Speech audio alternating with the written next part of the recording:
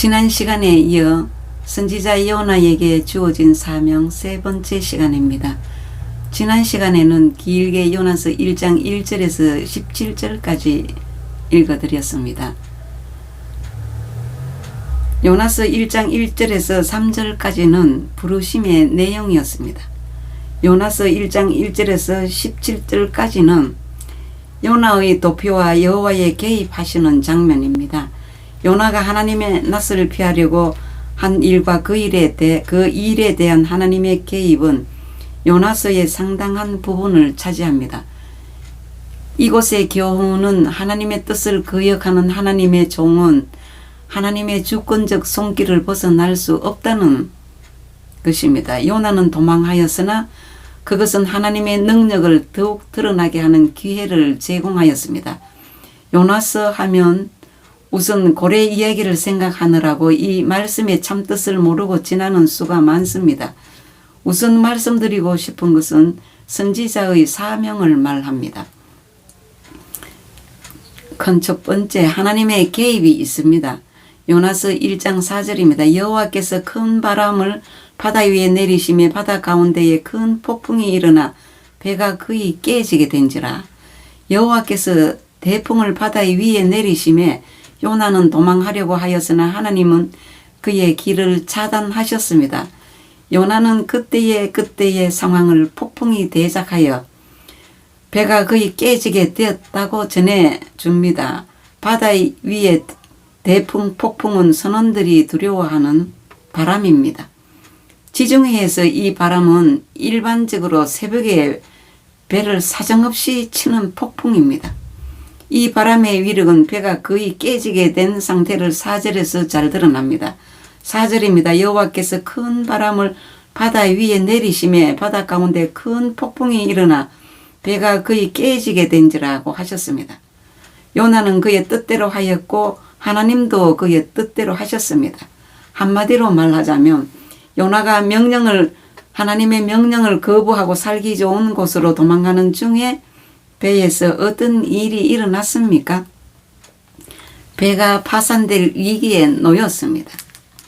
이 구절을 보면 아무 잘못이 없이 요나 때문에 고통당한 선원들이 순종하지 않는 요나로 인해 바다가 노했고 요나가 바다에 던져진 후에야 바다는 잔잔해졌습니다.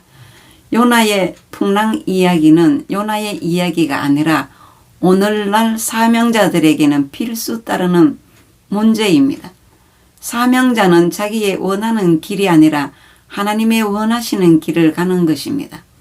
하나님의 계획과 작정은 하나님의 치밀한 뜻에 따라 이루어집니다. 우리는 자신에 대해 얼마나 무지합니까? 다른 사람의 질투와 게으름과 교만을 보면서도 자신의 질투와 게으름과 교만은 깨닫지 못합니다. 선지자의 사명은 하나님으로부터 전달된 계시를 완전히 선포하는 것입니다.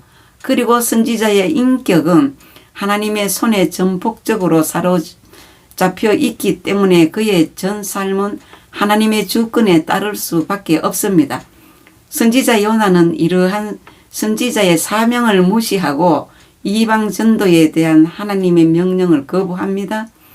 이스라엘 민족의 의식에 의해서는 이방을 배격하고 멸시했던 당시 상황으로서는 요나의 행동이 정당화될 수 있을지 모르나 인류 전체를 구원하고자 하셨던 하나님의 뜻을 무시했다는 점에서 그의 허물은 가리워질 수 없었습니다. 이 내용이 무슨 말이냐 하면 요나는 아수르 제국이 조국 이스라엘을 침략한 일로 깊은 상처가 있었는데 그 나라 가서 멸망당하지 않게 네가 가서 내 말 전하라 하시니까 요나가 육신의 생각으로 하나님의 뜻을 무시했습니다. 지금도 마찬가지로 주의 종들은 다 이유가 있습니다. 하나님께서는 하나님의 계획을 포기할 수 없었기 때문에 요나를 끝까지 추적하시고 초자연적인 역사를 통해 요나의 도피를 차단하셨습니다. 그 이유는 하나님은 결코 당신의 뜻을 포기하시지 않으십니다. 로마서 8장 39절입니다.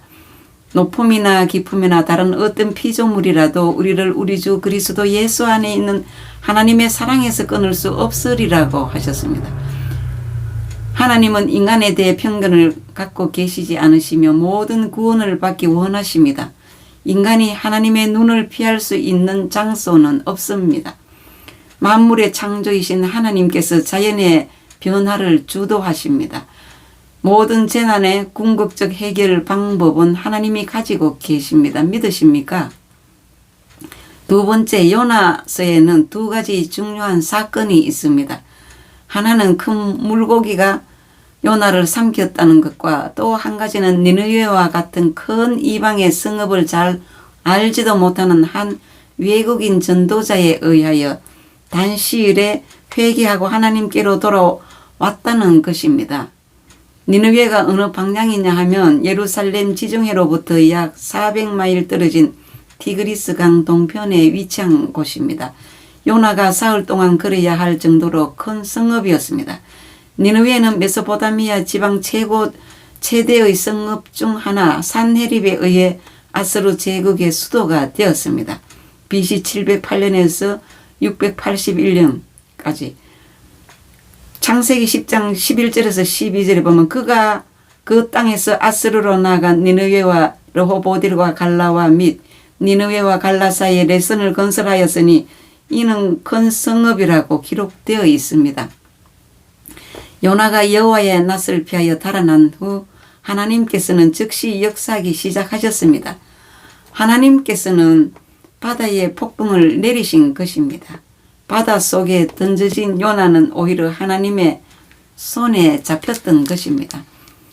요나는 하나님께서 제공하신 고기의 뱃속에서 3일간 지내면서 자신의 지난 가오를 철저히 반성할 수 있었으며 자신을 구원하실 이는 오직 하나님뿐이심을 깊이 인식할 수 있었습니다. 요나의 3일간의 물고기 뱃속 생활과 토해냄은 예수 그리스도의 죽으심과 부활을 예표하는 사건으로서 하나님의 초자연적인 섭리와 인류 구원에 대한 강한 의지를 보여줍니다. 요나서 3장 1절에서 10절입니다. 요나 선지자에게 두 번째로 말씀하신 내용입니다. 3장 1절에서 10절입니다. 여호와의 말씀이 두 번째로 요나에게 임하니라. 이르시되 일어나 저 큰 성읍 니느웨로 가서 내가 네게 명한 바를 그들에게 선포하라 하신지라. 요나가 여호와의 말씀대로 일어나서 니느웨로 가니라. 니느웨는 사흘 동안 걸을 만큼 하나님 앞에 큰 성읍이더라.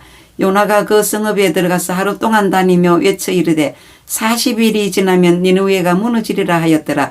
니느웨 사람들이 하나님을 믿고 금식을 선포하고 높고 낮은 자를 막론하고 굵은 베옷을 입은지라. 그 일이 니느웨 왕에게 들림에 왕이 보좌에서 일어나 왕복을 벗고 굵은 베옷을 입고 제위에 앉으니라. 왕과 그의 대신들이 조서를 내려 니느웨에 선포하여 이르되 사람이나 짐승이나 소떼나 양떼나 아무것도 입에 대지 말지니 곧 먹지도 말 것이요 물도 마시지 말 것이며 사람이든지 짐승이든지 다 굵은 베옷을 입을 것이요 힘써 하나님께 부르짖을 것이며 각기 악한 길과 손으로 행한 강포에서 떠날 것이라. 하나님이 뜻을 돌이키시고 그 진노를 그치사 우리가 멸망하지 않게 하시리라. 그렇지 않을 줄을 누가 알겠느냐 한지라. 하나님이 그들이 행한 것 곧 악한 길에서 돌이켜 떠난 것을 보시고 하나님의 뜻을 돌이키사 그들에게 내리리라고 말씀하신 재앙을 내리지 아니하시니라 라고 기록되어 있습니다. 요나서 3장 1절에서 10절 말씀을 요약해 보면 하나님의 진노의 재앙을 눈앞에 두고 있는 니느웨 사람들이 이름도 모르는 한 외국인 전도자의 말 한마디 때문에 12만여 명의 니느웨 사람들이 멸망당하지 않았습니다. 요나서 4장 11절 보겠습니다. 하물면 이 큰 성읍 니느웨는 좌우를 분별하지 못하는 자가 12만여 명이요 가축도 많이 있나니 내가 어찌 아끼지 아니하겠느냐 하시니라입니다. 요나가 선포한 회개의 촉구를 하나님의 명령으로 받아들여 하나님의 권위가 인정되고 하나님의 말씀이 받아들여지는 곳에는 변화와 생명력 넘치는 일들이 일어나게 되는 것입니다. 요나 선지자가 외쳤던 것이 무엇입니까? 3장 4절입니다. 요나가 그 성읍에 들어가서 하루 동안 다니며 외쳐 이르되 40일이 지나면 니느웨가 무너지리라 하였더니 요나 선지자가 딱 하루만 40일이 지나면 니느웨 성이 무너진다 외쳤는데 니느웨 사람들이 하나님을 믿고 금식을 선포하고 높고 낮은 자를 막론하고 굵은 베옷을 입었고 회개를 했다고 합니다. 이 말씀을 보면 악독으로 하나님의 진노하심을 일으켰던 니느웨 사람들의 마음속에도 이전에 하나님께서 아담 마음 안에 넣어두셨던 말씀이 있었지만 하나님을 믿지 않고 세상 속을 가로질러 악독의 만행을 일삼았다는 것을 알 수 있습니다. 거국적인 회개 운동은 니느웨 왕의 조서에는 백성들뿐 아니라 짐승들까지도 회개에 동참하라는 내용이 선포되어 있었는데 요나서 3장 6절에서 10절까지 다시 보겠습니다. 그 일이 니느웨 왕에게 들리며 왕이 보좌에서 일어나 왕복을 벗고 굵은 베옷을 입고 제위에 앉으니라. 왕과 그의 대신들이 조서를 내려 니느웨에 선포하여 이르되 사람이나 짐승이나 소떼나 양떼나 아무것도 입에 대지 말지니 곧 먹지도 말 것이요 물도 마시지 말 것이며 사람이든지 짐승이든지 다 굵은 베옷을 입을 것이요 힘써 하나님께 부르짖을 것이며 각기 악한 길과 손으로 행한 강포에서 떠날 것이라. 하나님이 뜻을 돌이키시고 그 진노를 그치사 우리가 멸망하지 않게 하시리라. 그렇지 않을 줄을 누가 알겠느냐 하니라. 하나님이 그들이 행한 것 곧 그 악한 길에서 돌이켜 떠난 것을 보시고 하나님이 뜻을 돌이키사 그들에게 내리라고 말씀하신 재앙을 내리지 아니하시니라 입니다. 이는 실제로 동물들이 회개의 기도를 드릴 수 있다는 의미가 아닙니다. 그만큼 왕의 회개 의지가 강렬했음을 말해주는 표현입니다. 오늘은 여기까지 말씀드리고 다음 시간에 이어 말씀드리겠습니다.